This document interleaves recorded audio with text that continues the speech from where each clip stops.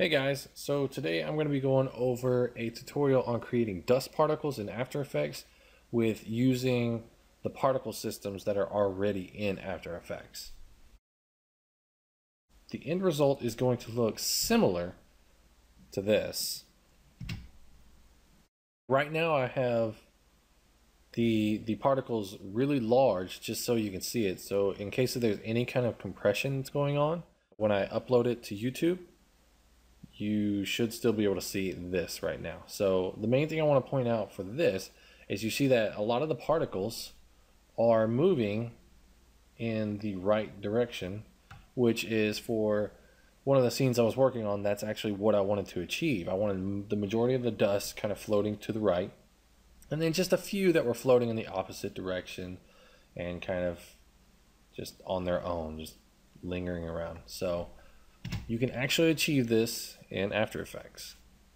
Now let's go ahead and close that, and I'm going to show you from scratch. So start off by creating two compositions. The first composition you're going to name Dust Tutorial Comp, or you can name it whatever you want, but that's what I'm going to name it for this.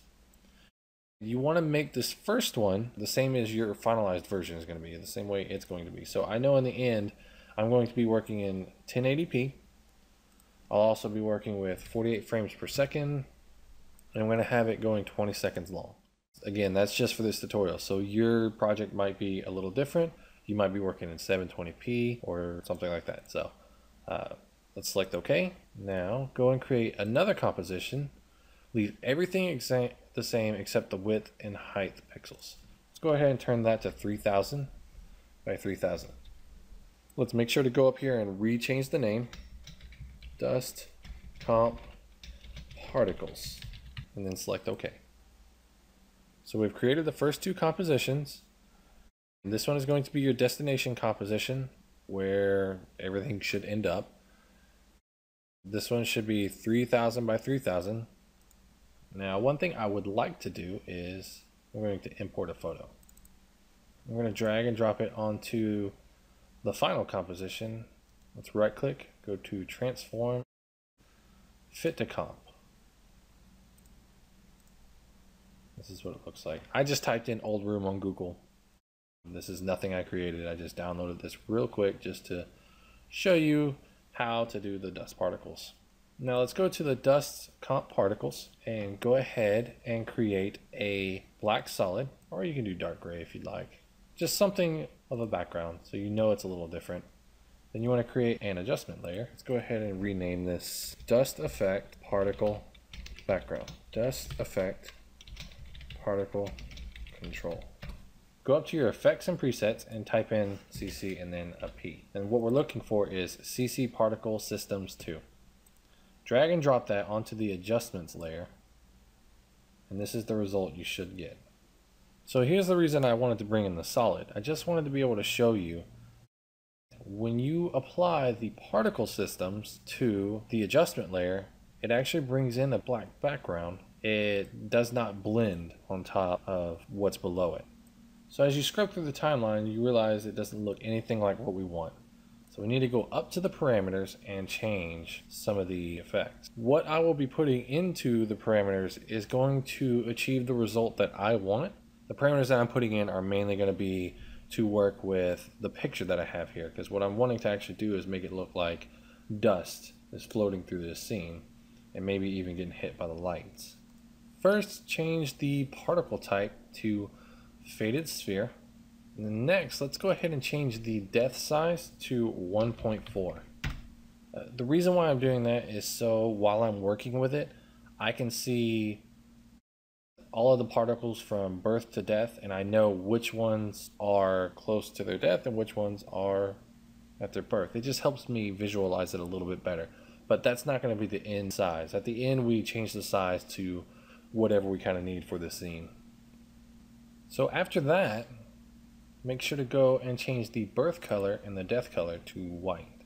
So after that, our particles are done. Let's go ahead and next we want to work with the physics. We're going to go under animation and change the type here.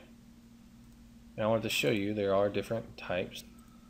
So you can achieve different results by changing the animation type. And the one we're going to go with is direction normalized. And as you see, it looks like it's kind of spraying out, like it's almost a fountain. The first thing I want to go ahead and do is extra, and spread that out. For direction, you actually don't need that to be anything. As we change that, if you kind of notice, it just looks like it's twirling it around, but the effect doesn't change. Just gives it a different position. So theoretically, if you wanted to add more particles and have a little more control over it, you could change it, change up a little bit of that, you know, just to give it a little differentiation. So next we're going to touch on velocity and inherent velocity. Leave those alone. Those are already good enough as is. Velocity deals with the speed. The speed can be manipulated later on. So let's leave that as 1. And then for gravity,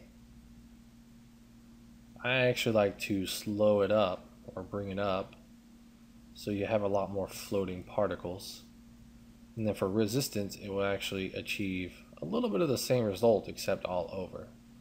So I'll increase the resistance maybe to about there. So yeah, that's pretty much what I'm wanting. Now let's take that down and go to the producer. And here's where you start to really see it take effect. Now I want to point out yet again, most of the particles are moving in a downward direction, and that is exactly what I want.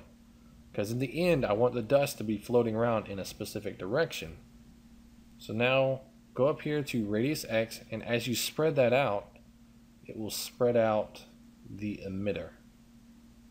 So let's maybe get up to 100. Now if you scrub through, you see it almost looks like it's a waterfall.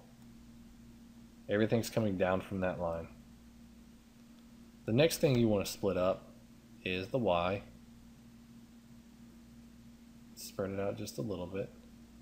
Now at this point you could just go ahead and spread it out completely, and what that'll do is that'll make particles start to appear in the middle of the composition.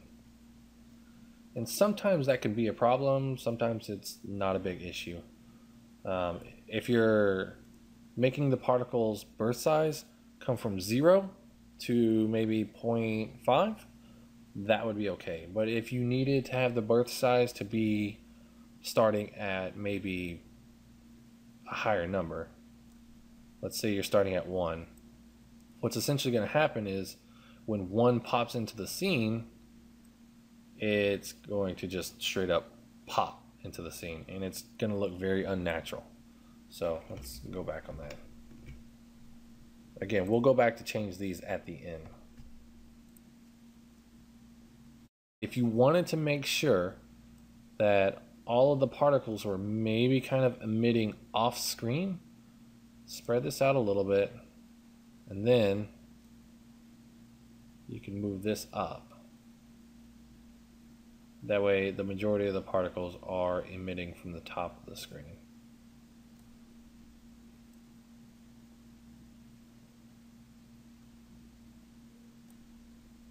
But I personally, for what I'm working with now, I actually don't want that. I'm going to spread the Y radius out completely to about, let's say, 110 area. Now it just looks like falling snow, which is good. I mean, dust kind of has that same effect as snow, but you still, like, if you use the snow effect, it'll cause the particles to kind of come down in a very just wiggly fashion, and they all do the same thing. At least with this particle system, they have a slight variation going to them.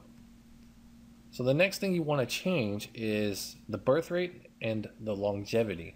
And that's clearly up to you. If you want the particles to last and live longer, that's what longevity is. But I actually don't want them to last very long.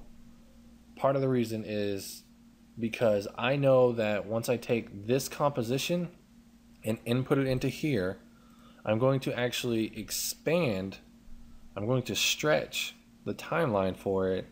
That way the dust moves slower.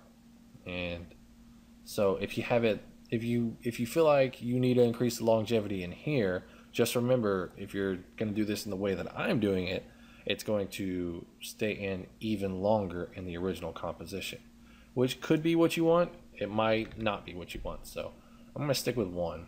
And then I'm going to pull the birth rate down to, we'll stick with 3. That's not too bad. So at this moment in time, you pretty much have what you need. Now you just need to go back to particle and change the birth size and death size to what would be appropriate for your composition. So I'm going to change this to 0.05. I'm going to make them really small. And then I'm going to change the death size to 0.0, or actually let's do 0.4. So now when we scrub through, just small little things, and they're coming in and dying out, coming in and dying out. So what I'm actually going to do is I'm going to duplicate this. And after you duplicate this, go ahead and go to particle. And we're going to change this one to 0.8. And change that one to 1.4. And pull the birth rate down to 0.4. That way we have some large dust particles that are floating around. That can be something that's much closer to the camera. It's kind of got that blurry effect. And when you pull in the large particles to the camera, it gives it a little sense of depth. Now, here's the issue with doing 2 adjustment layers on top of each other with that same particle system. It's that they don't blend with each other. Now, the quickest and easiest way to make them blend with each other, make sure that layer is selected, go to layer and pre-compose. Labeled the right way, and sometimes it'll come up where it says leave all the attributes in this composition. You want to make sure to move all of the attributes to the new composition. Select OK. Now the 2 compositions are blending.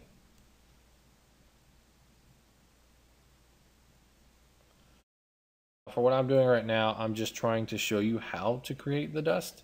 Again, later on when you're creating the dust, you're probably going to have a few different parameters. This is not an actual project I'm working on. This is just a tutorial to show you how to create dust with a particle system in After Effects. So at this point we are done. I'm going to go ahead and delete this background layer because it's useless to me. Now we'll go over here and make sure to drag our particles on top. Let's scrub through and you see they're floating through the scene. It's much larger than the scene, so we're going to go right click, just fit to comp width. And the good thing about doing that is if you wanted to have dust floating through the whole scene, you have it right here. You have dust falling to the ground. But I'll go ahead and jump back to show you this. If you were to actually, let's take this off. If you were to actually take this layer, if you wanted the dust to float to the right side, then you would have to do something different to achieve that result. Now, let's scrub through the timeline, and you notice that the majority of the particles are floating downward. If you go to the adjustment layer and you rotate it 90 degrees, and then you go back and scrub through, you'll notice that all of the particles are still floating downward. You adjust it to the width comp, and then you can go and rotate this one, and it will take effect. So now when we scrub through, the majority of the dust particles are floating to the left. And if we wanted it to float to the right, we could do -90, which is actually what I'm going to do. So now they're floating to the right. So I'll go ahead and select RAM preview so you can see how fast they're actually moving though. And it's not going to be what you want. I can actually go ahead and click play. Now you see the dust particles are moving extremely fast, which is good if you had something in the room that was kicked and you need to have dust particles that are kicked up and they're moving really fast. That's cool, but there's nothing wrong with pulling this back a little bit, going to stretch, and let's say 5,000. That's how much we're going to stretch it. Now when you scrub through, everything's moving nice and slow. And it works out just fine when you're dealing with this. There's no hiccup in the frame rate of the dust particles. It works just fine. So I don't want to wait forever to show you this, but let's play, and you see that the dust particles are actually moving really slowly through the scene. So after that, you know, if that's what you're going for, you just wanted it on the overall scene to float through, you pretty much achieved what you wanted. Now here's the kicker. Sometimes dust doesn't always show up as white. It could have a little color to it based on the scene, or maybe it's a little black in some situations. It's definitely not snowy looking. So one of the easiest ways to change the color of it is to add a solid and use a Luma matte. Now I'm going to use, let's do an orange just so I can show you what I'm talking about. We'll pull it down underneath it, drop that, and we'll go here, not to the parent, to the track matte, turn it into a Luma matte. Now if you notice, the particles are actually a yellow color. So it's a good way to maybe even add little flurries to the scene if that's something you were wanting. One thing that I kind of like to do, let's go ahead and delete that solid, is to create a black solid. Use it as a Luma matte. And if you scrub it through, you can actually see black particles moving around. And then duplicate the dust particles, and you'll see that they're white. And then go through with your masking tool, and I'll probably throw on Roto Bezier for now, and just kind of mask out the white snowflakes, and press MM to open up all of the mask properties and feather it out really good. You can see there's a dust particle right in here that'll start to show up, so I'm going to use that as my guide for a moment. I'm going to crank that up a good bit. So now when the dust particles are floating around, it kind of looks like these ones are being hit by the light, and these ones out over here are kind of out of the light, so they're a little bit darker. So in that instance, we would actually want to come here and maybe bring the opacity down just a little bit. You don't want them to stand out too much. So that's cool. Now let's go ahead and duplicate that again. Let's delete that mask. I'm going to go ahead and lock these layers. I'm going to take this one and shrink it down. I'm going to make it the size of the window. Let's bring it out just a little bit.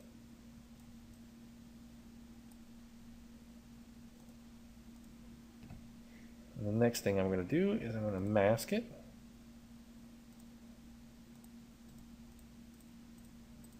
Kind of along with the shining of the light. That's for that layer. We'll open up the properties, give it a little feather so they kind of smoothly come in and out. I think that's small. Let's give it a little scrub through. So now it looks like there's dust being hit from this shining light in the window. And the dust up front is actually just a little too bright. So let's take that opacity down to something like that. Now, I just want to point this out as a just in case for someone who's masking out the dust effect, and if you want to maybe add a little more variation to the dust effect and by adding more masks, but you don't want to mask it out completely. Maybe you're just trying to hit a certain spot and just bring it out. So we'll do subtract, and that will actually take out the dust effect. But we don't want to take it out completely. We want to say that's barely coming out of the light, so the light's not shining on it as much. So we're actually going to go and change the mask opacity to, let's say, 30 something. So if you look in here, and we want to feather it out too. Make sure to feather out, otherwise the dust particle will come, and once it hits this mask, it'll get really dark, and then when it hits this area, it'll go really bright. But you want to kind of mimic what the light is doing there. So let's kind of scrub through. Let me see if I can get a little RAM preview real quick. So here's a quick RAM preview, and as you can see, the dust looks like it's floating really slowly, which is good. That's the effect. Now some of these sticking out are not what I want, but again, you just keep kind of messing with it. Now this is one of the things that I wanted to point out earlier. You see this one dust particle, and I'm hoping it translates to YouTube so you can see it, but there's this one dust particle right here that just pops out. So I'm going to try and see why that's popping out.